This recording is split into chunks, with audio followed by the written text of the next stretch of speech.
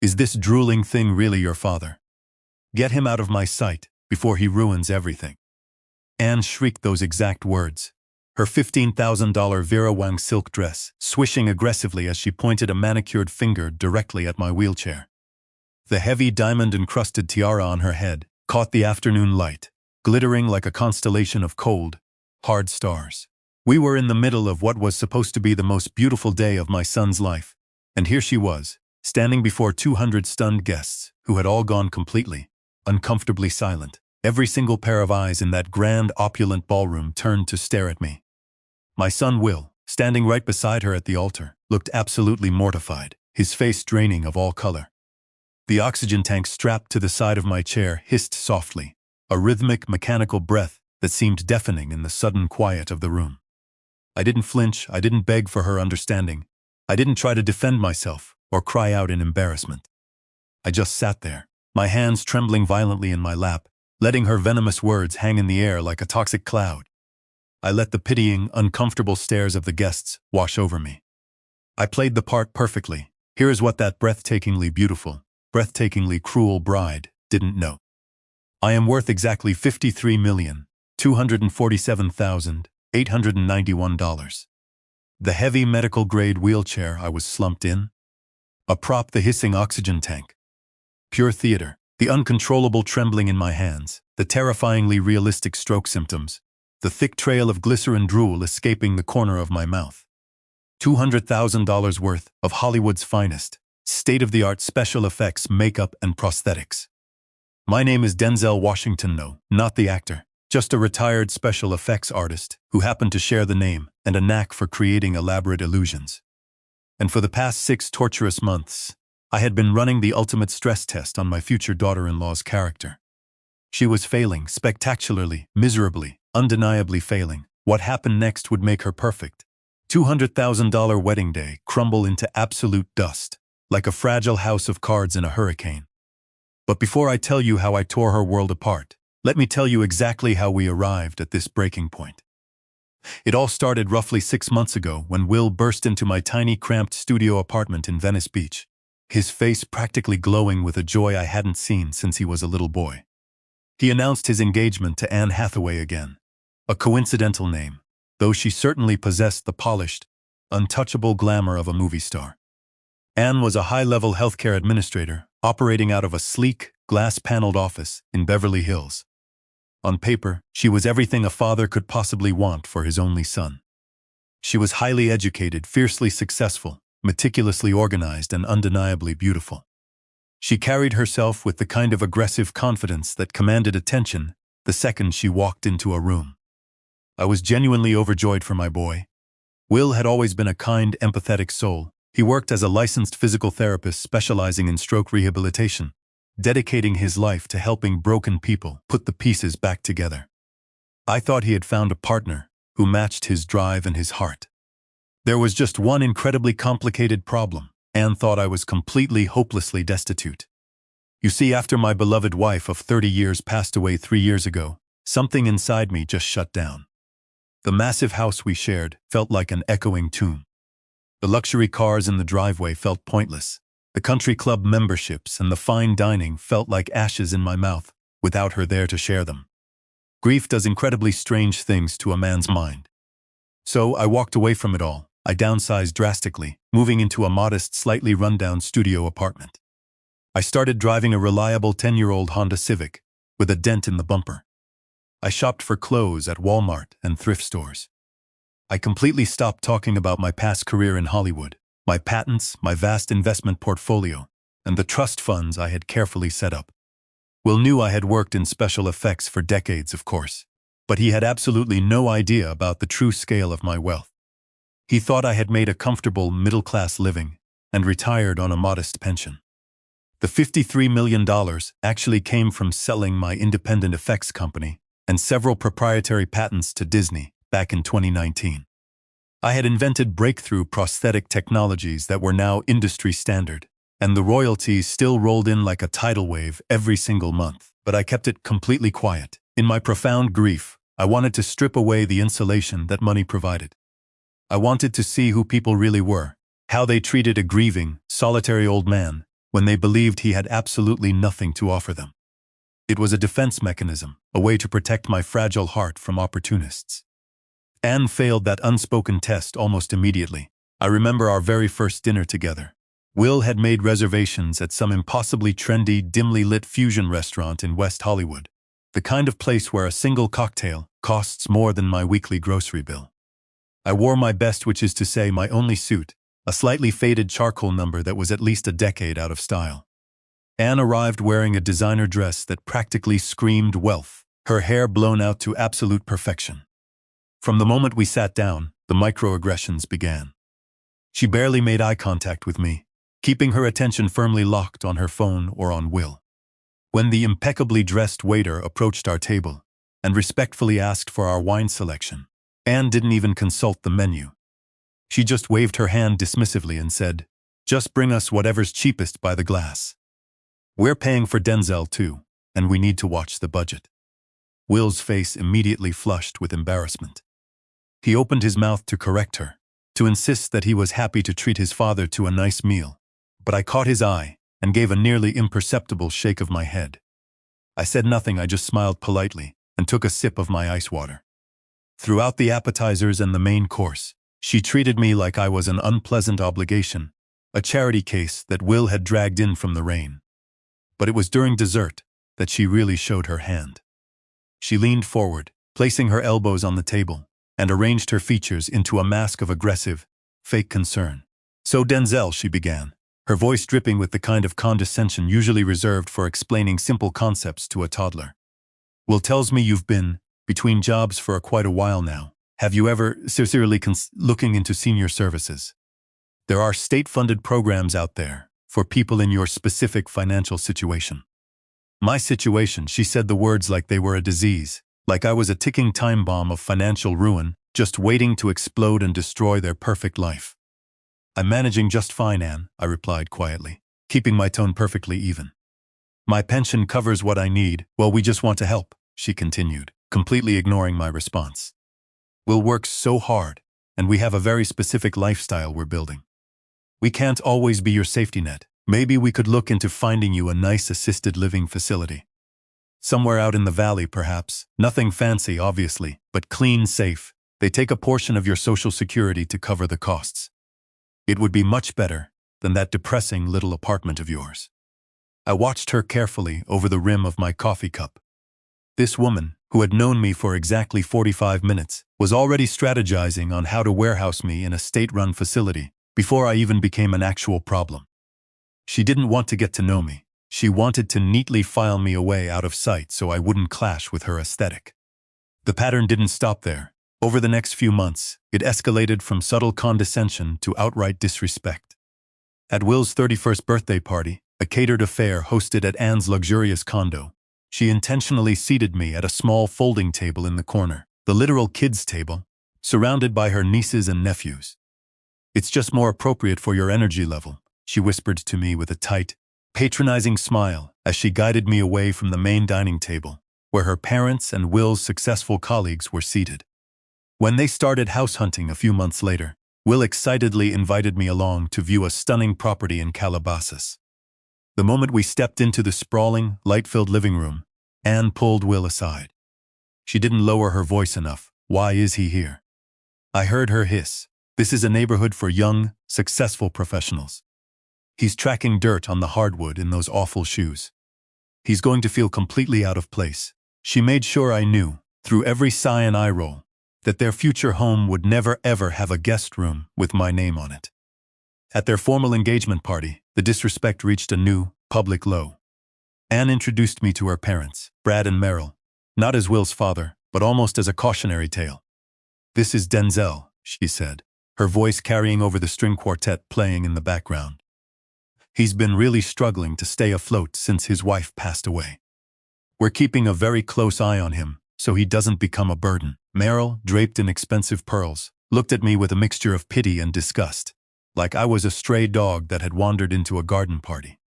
Brad, adjusting a Rolex that cost more than my Honda Civic, barely even acknowledged my existence, offering a limp handshake before immediately turning his back to me.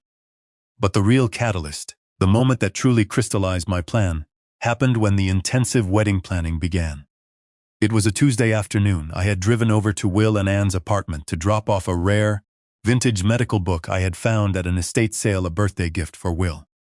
As I raised my hand to knock on the front door, I heard Anne's voice slice through the heavy oak.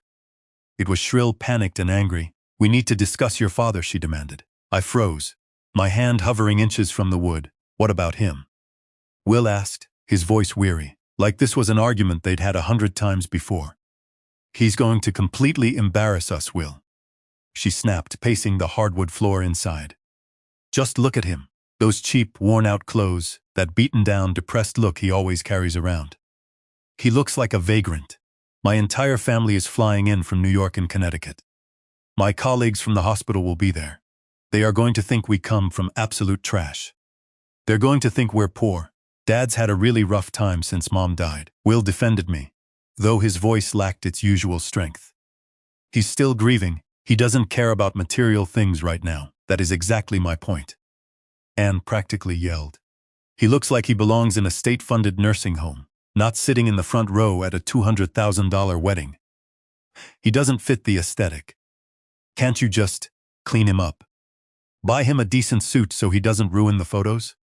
I lowered my hand. The vintage book in my grip felt incredibly heavy. I didn't leave. I raised my fist and knocked firmly on the door. The heated conversation inside stopped instantly, replaced by a suffocating, panicked silence. A moment later, the door swung open. Will stood there, looking flushed and incredibly flustered. "Dad," he stammered, his eyes darting nervously. I didn't know you were coming by." Annie appeared behind him a second later. The angry, entitled woman I had just heard vanished, instantly replaced by a mask of bright, plastic sweetness. "Denzel, what a surprise. How nice to see you. We were just discussing the wedding logistics." "I heard," I said calmly. Stepping into the foyer, I kept my face completely blank, betraying absolutely no emotion. Her cheeks reddened furiously, a dark, ugly flush of embarrassment, but to my absolute astonishment, she didn't apologize. She didn't backpedal. Instead, she doubled down with breathtaking audacity. "Well, since you're already here and you clearly overheard," she said, lifting her chin defiantly, "we really should discuss the reality of the situation. The venue we've chosen is quite upscale. It's an exclusive black tie event. There is a very strict dress code." She walked over to the console table, picked up a glossy brochure, and practically shoved it into my chest. It was a flyer for a budget suit rental chain. "We found this place, nothing too expensive. Obviously, we know you're on a fixed income. And we definitely don't want you to strain your meager budget. We just need you to look presentable." I looked down at the cheap brochure, then up at her cold, calculating eyes. That was the exact moment I made my decision. I wasn't just going to quietly endure her disrespect anymore. I wasn't going to let my son tie his life, his finances, and his future to a woman whose heart was entirely consumed by greed and superficiality. I was going to test her, not just a simple test of patience, but a complete, all-encompassing trial by fire. I was going to push her absolute limits, forcing her to show her true, unvarnished colors in front of everyone who mattered to her. If she could treat a grieving, heartbroken widower like garbage, simply because she thought he was poor and lacked social standing, what horrific depths would she sink to if she believed he was entirely helpless? What would she do if I became the ultimate burden? As soon as I left their apartment, I got into my old Honda, drove to a quiet park, and made a phone call I hadn't made in years. I dialed the private number of my old business partner and lead prosthetic engineer at Hollywood FX Studios. "Marcus," I said when he finally picked up, "it's Denzel. I need a favor, a big one." The agonizing weeks leading up to the actual ceremony provided ample opportunity for Anne to display the full, terrifying scope of her entitlement. My fake stroke hadn't just inconvenienced her aesthetic. In her mind, it had completely ruined the pre-wedding narrative she had carefully constructed for her wealthy social circle. Nowhere was this more devastatingly apparent than at the formal rehearsal dinner, an incredibly lavish, invite-only affair held 2 nights before the wedding at an exclusive country club in Beverly Hills. I almost didn't go. The 4-hour prosthetic application process was grueling, and maintaining the physical performance of a severely brain-damaged man for hours on end left my actual muscles screaming in agony. But Marcus, who was actively monitoring the hidden recording equipment we had embedded in my customized wheelchair, insisted that I needed to document her behavior in a highly public setting before the actual wedding day. "You need to establish a verified pattern of abuse, Denzel," Marcus had advised over a secure line. One angry phone call can be dismissed as pre-wedding jitters. But sustained public humiliation. That's bulletproof evidence of character. He was entirely right. When Will wheeled me into the country club's private dining room that Thursday evening, the entire atmosphere violently shifted. It was as if someone had sucked all the oxygen out of the luxurious space. Anne's parents, Brad and Merrill, were holding court near the massive stone fireplace, surrounded by their affluent friends and high-powered hospital colleagues. They were holding crystal glasses of expensive scotch, laughing loudly about a recent golf trip. The second they saw my heavy motorized wheelchair roll across the plush carpet, the hissing oxygen tank strapped to the back, their laughter died instantly. Will, exhausted but trying desperately to maintain a positive front, pushed me directly toward them.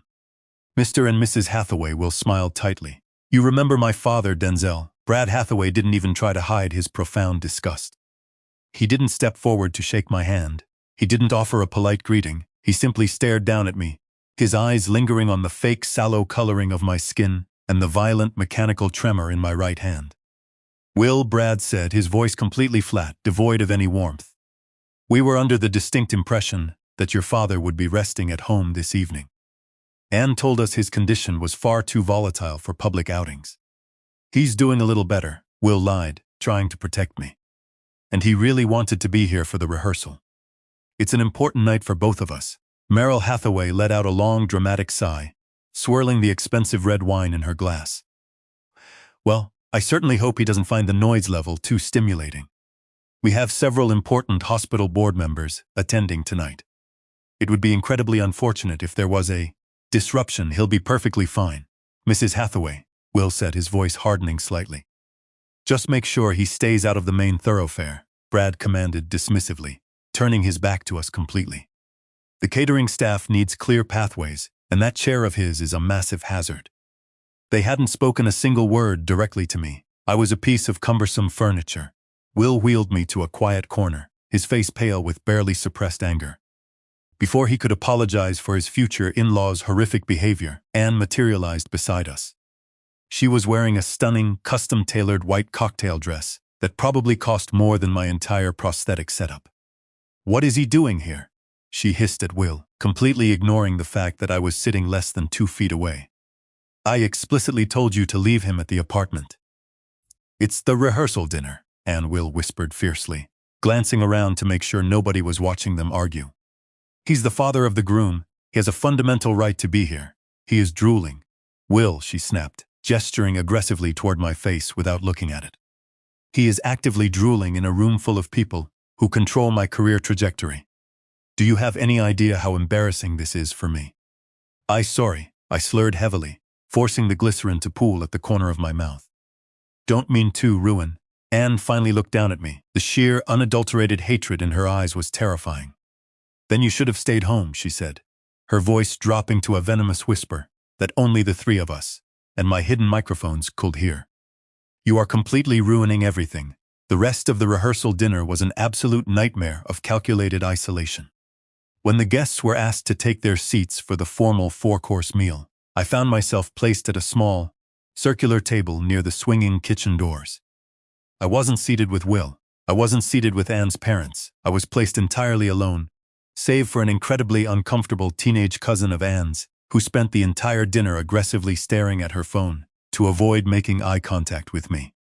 I sat there, my right hand trembling violently against the white linen tablecloth, actively performing the role of the outcast. Waiters brushed past my wheelchair constantly, their trays nearly clipping my shoulder as they rushed in and out of the kitchen. During the toasts, Anne's father stood up and spoke at length about his beautiful daughter, her incredible success, and the powerful family legacy she was continuing. He spoke about Will as a lucky young man who is finally stepping up into a respectable family. He did not mention me once. He did not acknowledge the groom's family in any capacity. It was as if Will had simply materialized out of thin air, a blank slate completely devoid of history or parentage.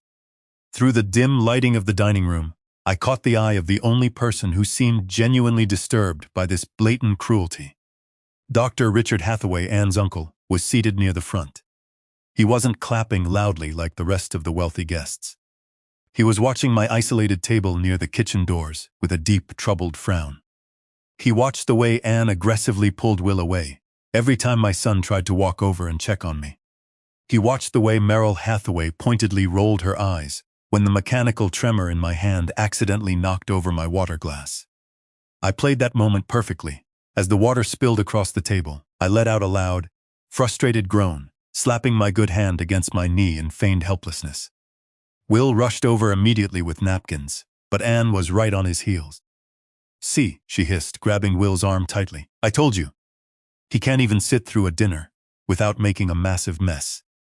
The staff is going to have to clean this up. People are staring. Will, get him out of here." "It's just water, Anne," Will pleaded, his voice breaking. "It's a complete humiliation," she countered. "Take him home now." Will didn't fight her. He was too exhausted, too beaten down by her relentless psychological warfare. He packed up my things, apologized profusely to the waitstaff, and wheeled me out the back exit, avoiding the main dining room entirely. As we rolled through the dark parking lot toward his car, the silence between us was heavy and heartbreaking. "I'm sorry, Dad," Will finally whispered as he helped me transfer from the heavy wheelchair into the passenger seat. "I'm so incredibly sorry. She's just stressed about the wedding. She doesn't mean to be this harsh." I looked at my son, wanting nothing more than to drop the stroke act, pull off the prosthetics, and tell him the truth. I wanted to tell him that he didn't have to marry this monster. I wanted to tell him about the $53 million, the massive trust fund, the freedom he could have if he just walked away right now. But I couldn't. If he walked away now, he would always wonder if he had made a mistake. He would always make excuses for her behavior. He needed to see her absolute worst, undeniably, on the biggest stage possible. He needed the profound, fiery crucible of the wedding day to burn away the remaining illusions he held about the woman he loved. "Not your fault," I slurred slowly, leaning my head against the cool glass of the car window. "Just tired, I know, Dad," he sighed, closing the door gently. "That miserable rehearsal dinner cemented everything. It proved beyond a shadow of a doubt that Anne's cruelty wasn't an isolated incident or a product of temporary stress. It was a deeply ingrained, fundamental aspect of her personality. She viewed vulnerable people as entirely disposable. She viewed compassion as a weakness that clashed with her wealthy aesthetic. When I finally got back to my apartment that night and began the painful process of removing the heavy prosthetics, my resolve was harder than titanium. The bomb was fully constructed. The blast radius was precisely calculated. All that was left was to wait for the actual wedding morning, when Anne would finally light the fuse herself. "What kind of favor?"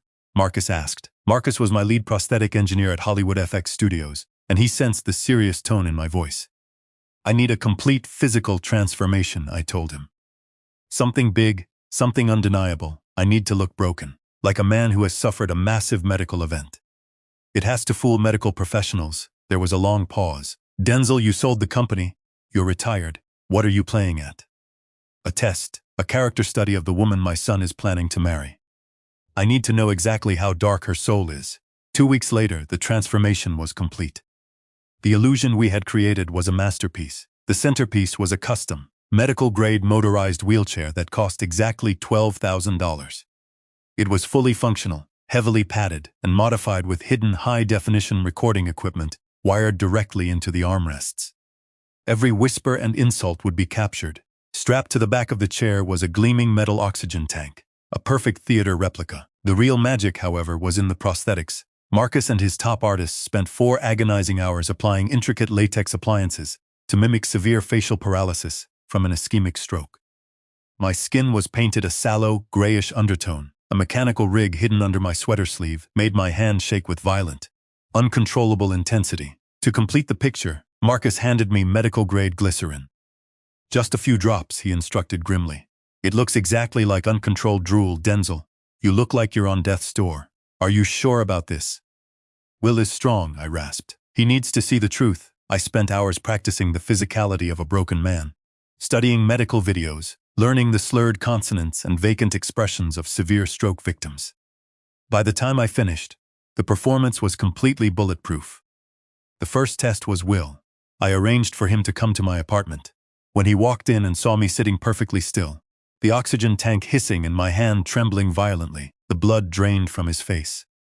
Dad, he screamed, sprinting across the room and dropping to his knees. What happened? When did this start? His physical therapy training kicked in instantly. He checked my pulse and assessed my facial symmetry. Last month, I whispered, slurring heavily. Came on sudden a month ago. Will yelled, this looks like a massive stroke. We need to get you to the emergency room. We need an MRI, no. Hospitals, I stammered, throwing out just enough correct medical terminology to deflect his assessment. Doctor says stable, just need rest. Will was absolutely devastated. He spent hours cleaning my apartment and crying quietly in the kitchen. He was a good son who didn't deserve the woman he was about to marry. Anne's reaction, on the other hand, was a masterclass in cruelty. Will insisted on bringing her over the next evening. When she walked in and laid eyes on me in the wheelchair, she didn't gasp in horror or offer comfort. She recoiled. Oh my God, she whispered, turning to Will as if I were completely deaf. Will, what is this? How bad is it? The doctors aren't entirely sure yet, Will said, his voice breaking. He's lost a lot of motor function. He might recover some with therapy, but he can't come to the wedding like this. Anne interrupted immediately. There was no hesitation, just immediate, cold calculation. Will blinked, stunned. Anne, he's my father. Of course he's coming to the wedding, Will. I understand that, she said, her voice sharp.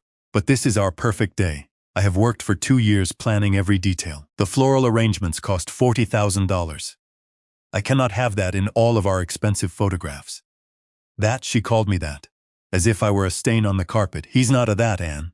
He's my dad, Will argued. Maybe he could just stay home, she suggested smoothly, ignoring his anger. We'll set up an iPad. We'll live stream the ceremony for him. It'll be so much more comfortable. Will, putting him through a massive social event borders on elder abuse. Will fought back hard, but Anne was relentless. She manipulated and cried fake tears, making Will feel incredibly guilty. After an hour of exhausting arguing, she finally bitterly conceded. Fine, she snapped, glaring at my slumped form. If he absolutely must come, he stays in the very back row. Behind a pillar, no family photos, absolutely no reception line. I will not have him shaking hands and drooling on my guests. And someone needs to watch him constantly. The test was working flawlessly, but I had absolutely no idea how catastrophically she would ultimately fail. As the wedding approached, Anne grew increasingly erratic, terrified that my existence would shatter her pristine illusion. But the true depths of her depravity were revealed on the actual morning of the wedding. I was halfway through my grueling 4-hour prosthetic application process with Marcus when my phone rang. It was Anne. I let it ring 7 times before answering. Hello? I rasped weakly. It's Anne. Her voice was absolute ice. We need to talk. Oh, Annie, I stammered. Happy wedding day. Listen to me very carefully. She cut me off. I've been thinking, and I think it is absolutely best for everyone if you simply do not come. I let the silence hang. But it's Will's wedding, I mumbled. I know it is, Denzel. And we are going to make sure you see absolutely everything, she patronized. We'll FaceTime you. It will literally be exactly like you're sitting in the front row, but without any of the hassle. You won't have to deal with the crowds. I want to see my son get married in person, and you will. From your apartment, where you're comfortable. Where you're safe. Safe, the word dripped with false concern. Denzel, can I be brutally honest? She asked. You are incredibly sick, and today needs to be absolutely perfect. My entire family has flown in. Elite doctors from the hospital will be there. Important, influential people who could determine my future career path. This wedding has cost us over $200,000. Every microscopic detail matters. I cannot have you there disrupting things. I won't make scenes, I promised weakly. You can't promise that. You can't even control your own body. What if you have another massive stroke during our vows? What if you fall out of your wheelchair? What if you start making those disgusting sounds again? Anne, please, I begged. I am trying to protect you here. She screamed, I am trying to save you from complete humiliation.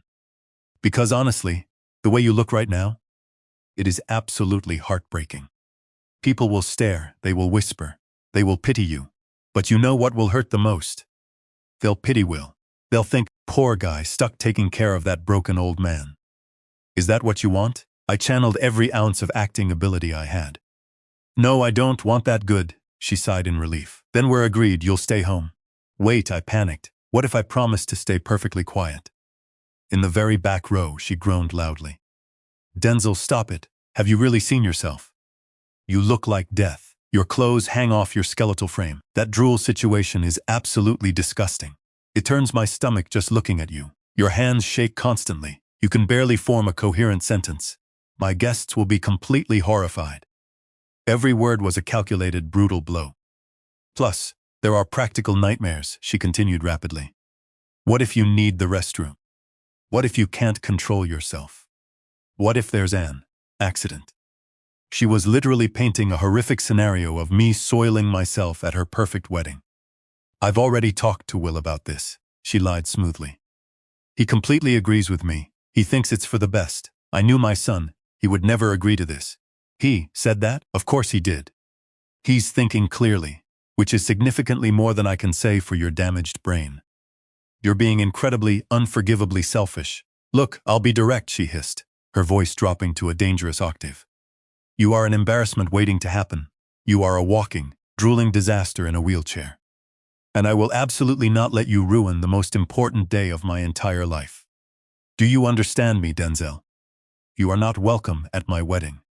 I let the silence stretch for a heavy moment. I understand, I whispered. Good. I knew you'd finally see reason. But Anne, I paused. My voice suddenly lost its tremor, becoming clear and firm. I'm coming anyway. The silence on the line stretched so tight it nearly snapped. Excuse me, she whispered in rage. Will is my son, I said coldly. I am going to watch him get married. Like hell you are. Her mask shattered completely. If you show your disgusting face at my wedding looking like that, I swear to God I will have my private security forcefully remove you. I will drag you out into the street. I will make sure everyone knows exactly what kind of selfish, pathetic old man you really are. Okay, I said simply. I'll see you at the wedding, Anne. I hung up the phone. For the next 10 minutes, my phone vibrated violently with a barrage of unhinged, threatening texts from Anne. She promised to destroy my relationship with Will forever. I simply turned off the phone, finished the makeup. I told Marcus. An hour later, I looked in the mirror one last time. The broken, devastated old man stared back at me, glycerin drool glistening at the corner of his mouth. But behind those clouded eyes was $53 million in righteous fury, and a meticulously crafted plan that was about to permanently destroy Anne Hathaway's perfect life. I arrived at the Los Angeles Medical Center's exclusive event venue at 1:45 p.m. The sickening irony wasn't lost on me. Anne, who called disabled people vegetables, was spending $200,000 to celebrate herself in a grand ballroom overlooking a children's hospital, where sick kids were fighting for their lives. As the transport van lowered my wheelchair, I slipped into character. My head slumped, my arm curled, and the mechanical rig began its violent tremor. Sarah, the venue coordinator, rushed over immediately. Sir, do you need assistance? She asked frantically. Here, for wedding, I slurred slowly, staring with vacant eyes. Will and Anne. Comprehension and pity dawned on Sarah's face. Oh, Mr. Washington, Miss Hathaway mentioned you might require specialized accommodations.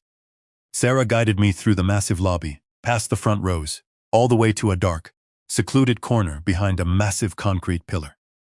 A single folding chair had been removed to squeeze my wheelchair into the absolute back of the room. I was completely hidden from the altar. Hathaway thought you'd be much more comfortable right here. Sarah explained gently, clearly uncomfortable. Quieter, less overwhelming, right? Thank you. I slurred, letting drool gather at my lip. As the 200 guests arrived, the contrast was jarring. Anne's wealthy family filled the front rows in expensive designer clothes, aggressively flashing practiced, insincere smiles and Rolex watches. Will's grounded colleagues and old neighbors sat in the back, radiating genuine warmth. The division was absolute, and I was banished to the shadows. At 2:15 p.m., Will appeared at the stunning floral altar. My son looked incredibly handsome, but immense tension radiated from his rigid shoulders. He frantically scanned the crowd until his gaze finally found me behind the pillar. His face crumbled with profound relief that I had made it, mixed with agonizing guilt that I was hidden like an unwanted animal. He took a sudden step toward me, but Sarah intercepted him. Will mouthed the words, "I love you, Dad." I nodded painstakingly, trembling as I wiped fake drool from my chin. The heavy doors swung open, and Anne made her grand entrance. The Vera Wang silk dress flowed around her, and her diamond tiara sparkled brilliantly. But as she passed my hidden corner, her eyes zeroed in on my wheelchair. For a fraction of a second, her perfect smile faltered. Her jaw tightened, and her eyes flared with unadulterated fury that I had defied her orders. She quickly composed herself, but I had seen the monster beneath the diamonds. The ceremony was beautiful. Will's voice cracked when he promised to love her in sickness and in health. I sat behind the pillar, listening to the hissing oxygen tank, thinking about that phrase. Anne had shown me that sickness was a disgusting inconvenience to be hidden away. During their extended kiss, I made my final irreversible decision. I had hoped she might show a single shred of humanity on her wedding day, but she rigidly avoided looking in my direction for the entire ceremony. My mere presence was an unacceptable stain on her perfection. I reached into my pocket and pulled out my iPhone. My trembling stopped. I opened my secure banking app. Wells Fargo Private Wealth Management. Account balance, $50,47,891.43. I found the profile for the National Disability Rights Network, a powerful advocacy charity, and drafted a wire transfer for $500. But I hesitated. I wanted to see how much worse Anne could get. I didn't wait long. During the cocktail hour, the expensive photographer approached my corner. "Should we get some formal portraits with the father of the groom?" Will immediately walked toward us with a hopeful smile.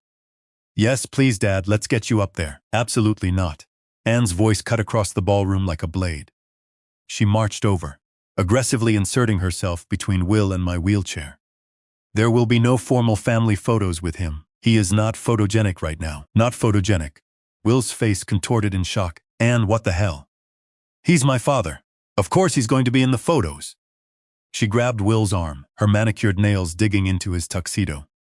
"Honey, look at him," she hissed, her voice dropping to venomous tones captured perfectly by my hidden microphone. "He's a mess. He's actively drooling. Do you honestly want those pictures in our expensive album forever? Do you want that depressing reminder in the middle of our beautiful family?" I saw the brutal war raging behind my son's eyes. "Maybe just one or two," he suggested weakly. "I said no, Will," Anne snapped, leaving no room for negotiation. "This is our day, our memories. I will absolutely not have them ruined." Ruined. My presence would fundamentally ruin her memories. That settled it. I looked at my phone, deleted the $500,000 transfer, and added another zero. $5 million. I verified my hidden recording equipment was capturing every cruel word. The test was officially complete, and Anne had failed more spectacularly than I could have ever imagined. While the guests mingled in the atrium, I signaled Sarah. "Need computer," I slurred. "Business center medical forms." Sarah expertly navigated me down a quiet hallway to a private business center and left me alone. The second the door clicked, I dropped the act. I sat up straight, wiped the glycerin from my chin, and pulled my laptop from the bag. I had 47 minutes before dinner to arm the bomb. I initiated a massive encrypted upload to my secure cloud servers. 4 hours of hidden camera footage, the pristine audio of her threatening morning call, and high-resolution screenshots of my $53 million trust fund. Then, I pulled up the direct emails for the executive directors of the Christopher and Dana Reeve Foundation, the United Spinal Association, the Paralyzed Veterans of America, and the Brain Injury Association. These were fierce, well-funded warriors who fought massive discrimination cases and ran viral public awareness campaigns. I drafted identical emails, attached the secure recordings, explained the horrific ableism, and offered them multi-million-dollar donations if they would mobilize their networks to expose this. My phone buzzed within 3 minutes. "Mr. Washington, we are absolutely appalled. How can we assist you immediately? This level of blatant ableism needs massive public exposure. Our legal team is standing by." I smiled a cold, hard smile. Next I dialed Marcus. "I need you to mobilize the documentary crew," I commanded. "I want pristine medical-grade documentation of every single fake element we used filmed tonight.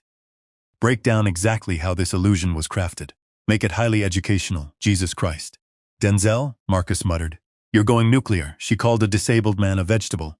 "Marcus," I whispered dangerously. "Have 3 4K cameras here in 20 minutes.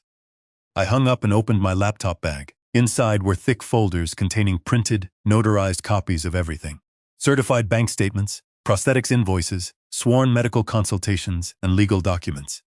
47 pieces of undeniable evidence. The most important document was a simple letter in a wax-stamped envelope, given to my corporate lawyer with ironclad instructions. If anything happened to me, Its explosive contents would be released to every major news outlet. It was my ultimate insurance policy, because once I stood up from this chair, Anne's pristine life would crumble into dust. My phone buzzed, a text from Will. Dad, where are you? They're about to start serving the formal dinner. I typed back slowly, adding typos: bathroom, be right there. It was time to light the fuse.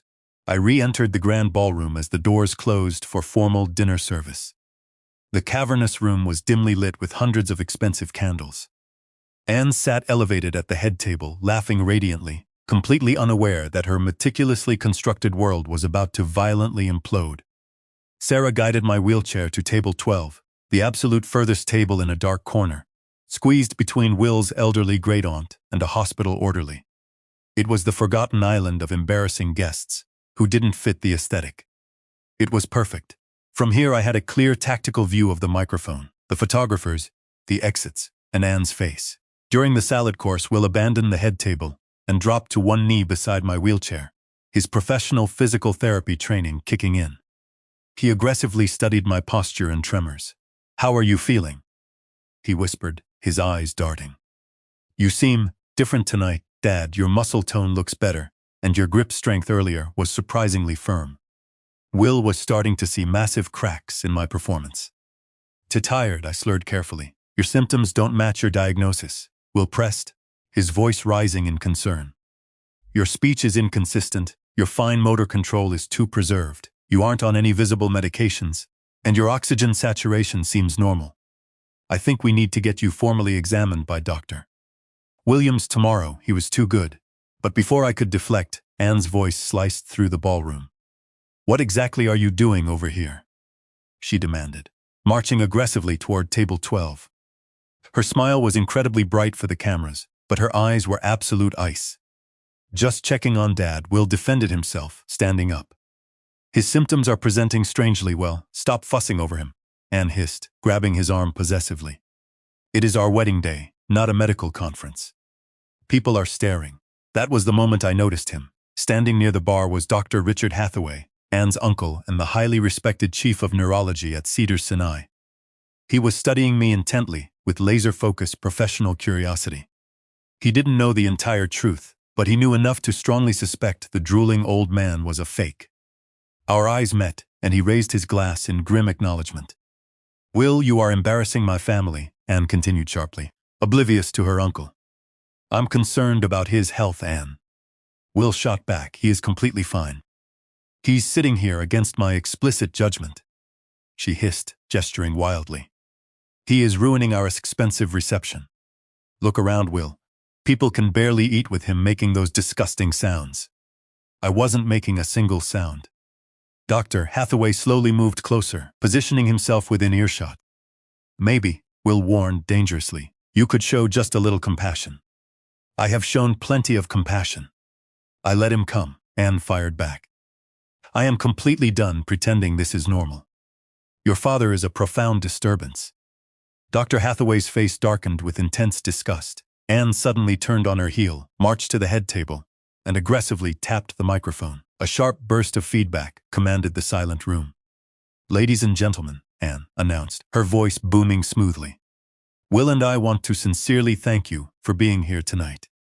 Polite applause rippled. I slumped lower in my chair. Before we begin the official toasts, Anne continued, her voice taking on a theatrical, serious tone. I need to briefly address something challenging. Many of you have noticed Will's father, Denzel, in the back of the room. He has been struggling immensely since suffering a massive stroke last month. We fiercely debated his attendance, but as his loving wife, I support Will completely. The lie rolled off smoothly. Will stared at her in absolute horror. However, Denzel simply isn't himself anymore. Anne announced confidently, playing doctor. The stroke severely affected his cognitive abilities. Sometimes he loses motor control. Sometimes he makes unpredictable, involuntary noises. Dr. Hathaway took a deliberate step forward, so if he does something inappropriate, please do not be alarmed. Anne smiled brilliantly. He is receiving top-tier care, and we are exploring permanent residential options that might be better suited to his severe needs. She was publicly discussing locking me in a nursing home. To family, in all its complex forms, she concluded, raising her glass. It was a masterclass in public humiliation disguised as compassionate concern. But as Anne lowered her glass, Dr. Patricia Williams, Will's respected physical therapist colleague, stood up abruptly. "Excuse me," Dr. Williams called out with undeniable authority. "I'm sorry, but I have to say something. I am a licensed doctor of physical therapy specializing in neurology, and I couldn't help but notice glaring inconsistencies in what you've just described." The ballroom went dead silent. His physical presentation absolutely does not match typical post-stroke symptoms. Dr. Williams continued, pointing at me. "His eye tracking is far too coordinated, his posture control is remarkably preserved, and his oxygen saturation appears completely normal." Dr. Richard Hathaway stepped fully out of the shadows. "I completely agree with Dr. Williams. I am a board-certified neurologist, and Anne, your dramatic description does not align with what I am observing clinically." Anne's face flushed violent red in panic. "I don't think this is the appropriate time." "What is entirely inappropriate?" Dr. Williams interrupted sharply, "is making highly inaccurate public medical statements about a disabled individual without a proper evaluation." "Uncle Rich, Dr. Williams, what are you saying?" Will asked, completely lost. "I'm saying, Will," Dr. Hathaway replied carefully, "that either your father's recovery has been a medical miracle, or there is something else going on here entirely." The ballroom was electric, with suffocating tension. Guests whispered frantically, recording on cell phones. Anne completely lost control, the pristine facade shattered. "This is absolutely ridiculous," she shrieked into the microphone. "Look at him. He is obviously severely disabled. He's literally drooling all over his cheap suit right now." She pointed directly at my dark corner, her composure completely destroyed. "Just look at the man," she screamed for the cameras. "He is a vegetable, a drooling, pathetic, useless old vegetable who can't even feed himself. And you're trying to ruin my wedding to defend him?" The horrific words echoed endlessly through the massive sound system. Vegetable. She hadn't just said it in private, she had said it amplified in front of neurologists, physical therapists, and 200 stunned witnesses, while being actively recorded. There was no taking it back. Dr. Hathaway's face went bone white with horror. "Anne-Marie Hathaway," he said, with crushing weight. "How dare you speak about any human being that way? Uncle Rich, you don't understand, he's ruining everything." "I understand perfectly, Doctor." Hathaway cut her off. Trembling with anger, he turned to the crowd. "Ladies and gentlemen, what you have just witnessed is absolutely unconscionable. No person deserves to be spoken about with such vile, entitled cruelty." The ballroom erupted in aggressive agreement. Several disgusted guests immediately grabbed their coats and headed for the exits. Anne looked around frantically, realizing she had crossed an unforgivable line. That was when I decided the test was over. It was time to stand up. I reached down with a perfectly steady hand and twisted the heavy valve on the fake oxygen tank. The hissing stopped immediately. The silence that followed was incredibly loud. Slowly, deliberately, I removed the nasal cannula and set it on the armrest. Then I gripped both armrests, planted my feet firmly, and stood up to my full height. 200 people gasped in unison. At the head table, Anne's champagne glass slipped from her hand, shattering on the marble floor. "Good evening, everyone," I said. My voice was clear, deep, and incredibly strong. "I am Denzel Washington, and I have something incredibly important to tell all of you about your beautiful bride." I walked confidently from the dark corner. The violent tremors were gone. The vacant stare had vanished, replaced by piercing intensity. Anne backed away from the table, her eyes wide with terror. "That's impossible," she whispered. "You had a massive stroke. There never was a stroke." "Anne," I stated clearly, taking the microphone. Dr. Hathaway nodded slowly in understanding. "For the past 6 months, I have been actively testing the character and fundamental humanity of the woman who so desperately wanted to marry my son." I announced to the room. I gestured to the empty wheelchair. That custom wheelchair cost $12,000. The prosthetics and stroke makeup cost $200,000, expertly crafted by my former colleagues at Hollywood FX Studios. I held my smartphone high, and I have been secretly recording absolutely everything. Every cruel comment, every horrifying moment you treated a supposedly disabled man like absolute garbage. Anne's face cycled rapidly from confusion to panic. "You're lying," she shrieked. "You were sick. I saw you. You saw exactly what you wanted to see, Anne. A burden, an embarrassment you could warehouse in a facility." I tapped my phone screen, and Anne's unhinged morning phone call. played over the ballroom sound system. You look like death. That drool situation is absolutely disgusting. You look like you belong in a nursing home. You are a walking, drooling disaster in a wheelchair. Guests physically recoiled. Dozens of disgusted people immediately headed for the exits. You called me a vegetable. I continued into the microphone. You said I was disgusting. You tried to ban me from my son's wedding. Will stood frozen, his face a tragic mask of betrayal. But here is what you didn't know, I said, pulling a folded document from my jacket. I am currently worth $53,247,000. The massive number hit the room like a bomb. It is the inheritance from selling my special effects company to Disney. I have massive investments and royalties. I opened my laptop and connected it to the massive projection system. My Wells Fargo banking interface glowed brightly for all to see. All of it was going directly to Will and his future family in a trust fund I planned to announce tonight. Anne's legs gave out, and she slumped heavily into her chair. Was going to Will, I emphasized, because 30 minutes ago, I made some permanent financial arrangements. I clicked the mouse on the projector. $5 million to the National Disability Rights Network. $2 million to the Christopher and Dana Reeve Foundation. $1 million each to the United Spinal Association, the Paralyzed Veterans of America, and the Brain Injury Association. I systematically hit execute on every transfer. The screens flashed green. That is $10 million gone instantly, I announced. Donated directly to powerful organizations that fight for the dignity of people you casually called vegetables. The room erupted in gasps. The remaining $43 million will stay securely locked in the trust fund. I continued, looking directly at Will.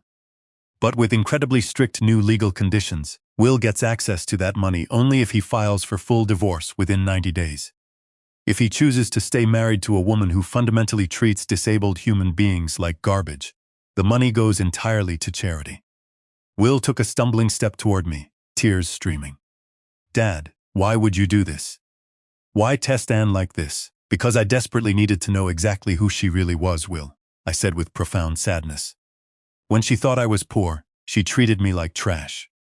But when she thought I was disabled, she treated me like I wasn't even human. I turned back to the sobbing bride. You are a healthcare administrator, professionally sworn to advocate for vulnerable patients. Instead, you called one a vegetable at your own wedding, to protect your aesthetic. Dr. Richard Hathaway stepped forward, his face etched with profound shame. I am deeply ashamed to call you family, Anne. What I have witnessed tonight goes against absolutely everything we stand for as medical professionals. Uncle, please, she begged. No, he said coldly. You have shown your incredibly ugly character. I pulled up one final screen on the projector. There is one last thing you should know, Anne. Do you remember when you insisted on booking the Los Angeles Medical Center because the glass atrium was pretty? I pointed to the massive windows overlooking the hospital campus. This venue donates 100% of its event profits to pediatric care. Sick, disabled children fighting for their lives right now. Children you would probably call vegetables too. The crushing irony hit the remaining guests like a physical blow. And the final devastating twist, I concluded. I have been recording this entire evening. The footage goes fully live on major social media platforms in exactly 10 minutes.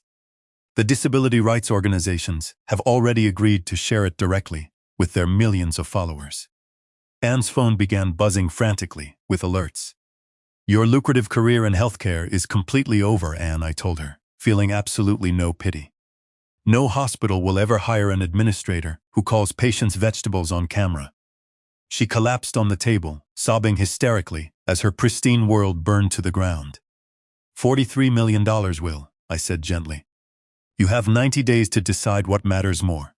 The money or staying married to someone who catastrophically failed the most basic test of human decency. I looked around the shocked ballroom. The bar remains open, please. Enjoy your evening. Everyone, I walked out the main doors perfectly normally. Behind me, Anne Hathaway sobbed while the remaining guests fled in stunned silence. The test was complete. The grand ballroom emptied in 15 minutes, like a burning building. I stood in the massive lobby, quietly watching the wealthy guests flee. Dr. Hathaway approached me first, looking deeply exhausted. Mr. Washington, what you did in there, I have never seen anything quite like it, he said, shaking my hand. It was absolutely necessary. What she believed about disabled people Is everything fundamentally wrong with our healthcare system? Dr. Patricia Williams joined us, looking at her smartphone in awe. The video is already going massively viral. The hashtag #VegetableGroom is trending globally. 3 million views in the last hour. My phone buzzed constantly with emails from major news outlets and talk shows. Before I could process it, Anne stormed through the lobby doors. Her expensive dress was stained, her makeup destroyed, and her $40,000 updo falling in greasy strands. "You destroyed me," she screamed hysterically. "You ruined my life." Security stepped forward, but I waved them off. "You destroyed yourself, Anne. I just gave you the rope. $53 million. She shrieked in absolute rage. "You lied to me. I wanted to see who you really were. I was trying to protect my incredibly expensive wedding. By calling a few disabled people vegetables in private? That was supposed to be private. Absolutely nothing is private when you are aggressively cruel to vulnerable people," I told her coldly. "The disability community has fought this toxic attitude for decades. Tonight you gave them the perfect viral example of why their advocacy is vital." She pulled out her vibrating phone desperately. "It's not stopping. They found my LinkedIn. Someone posted my hospital's board of directors' phone number. Los Angeles Memorial already called," she sobbed. "I'm officially suspended without pay pending investigation. The state medical board is reviewing my administrative license. You called a patient a vegetable on camera in front of neurologists. What did you possibly expect?" Dr. Hathaway asked with disgust. Will emerged from the ballroom, shell-shocked, his eyes red from crying. "Dad, can we talk?" he asked softly, ignoring his screaming wife. "We found a quiet corner I don't understand," Will whispered. "Why humiliate her so publicly?" "Because private cruelty toward disabled people happens every single day behind closed doors," I explained. "I decided to show the entire world exactly what that cruelty looks like when exposed to the absolute brightest light." Will looked back at Anne, who was arguing with reporters. "The 53 million? You would really give it away?" "Basic respect for vulnerable people is completely priceless." I smiled slightly. "If you stay married to Anne, you stay married to someone who thinks disabled people are vegetables. And the 43 million goes directly to charity." 90 days, he realized. 90 days. My phone rang. It was Marcus Denzel. "The breakdown video is live. The disability rights organizations want to interview you. This is rapidly becoming a massive national movement, boss. Tonight had tested one person. Tomorrow would be about changing how society treats millions." 3 months later, I sat in my luxurious real office reading the news. Will had filed for full divorce on day 87. Because of the viral video evidence, Anne got absolutely nothing. She had lost her prestigious job, her license, and her friends. She was working retail in Phoenix under a fake name. I felt no joy, just the profound satisfaction of consequences fairly distributed. The 43 million stayed securely in Will's trust fund. He had earned it by choosing human decency over social status. My phone buzzed with a text from Will. "Meet me for lunch. I have incredible news. We met at our favorite diner." Will looked genuinely happier than I had seen him in years. He slid a printed photograph of a woman in scrubs across the table. "I got engaged," Will smiled proudly. "Dr. Sarah Martinez. She works in pediatric rehabilitation." "Where did you meet?" I asked warmly. "She was the lead physical therapist working with severe brain injuries." Will laughed. "We met at one of your speaking events. I told her about the massive trust fund on our second date. She said, any man whose father would spend $200,000 testing his fiancé's character learned something important about real love." My unexpected speaking tour for the newly founded Denzel Washington Foundation for Disability Dignity had become a full-time, passionate job. The wedding night was now a mandatory case study in medical ethics courses. Hospitals were actively implementing strict new policies. "She wants to meet you properly," Will said, "and we want you to walk her down the aisle." "I would be profoundly honored." "No prosthetics this time, Dad," Will joked, a tear escaping. "No prosthetics," I agreed, squeezing his hand. "No tests, just a proud father walking his future daughter-in-law toward happiness." Outside the diner window, I watched people going about their lives, some in wheelchairs, some with invisible disabilities. Every single one was deeply deserving of dignity. The test was over, but the real work had just begun. And as I watched my son smile, I realized Anne Hathaway had been right about one thing. It really had been a perfect day.